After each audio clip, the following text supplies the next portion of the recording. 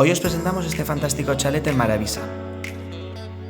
Tenemos el salón con espacio para un sofá de gran tamaño, chimenea y comedor. Por esta puerta corredera salimos a la terraza, donde gracias a su orientación podremos disfrutar del sol durante todo el año. Después tenemos la piscina, que cuenta con depuradora y unas escaleras para un fácil acceso. Volvemos por el salón y tenemos la cocina, como veis, con unas grandes dimensiones y una gran capacidad de almacenamiento.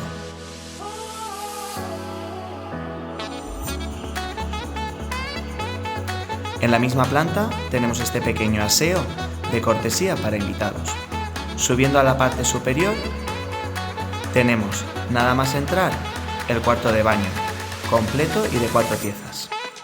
Después entramos a la habitación principal, con 2 espacios, el dormitorio principal, un armario empotrado y después esta zona de armario vestidor, con su cuarto de baño completo, esta vez con plato de ducha. Después tenemos la segunda habitación con hueco para cama doble y armarios empotrados. La última habitación cuenta también con armario empotrado y espacio para 3 camas.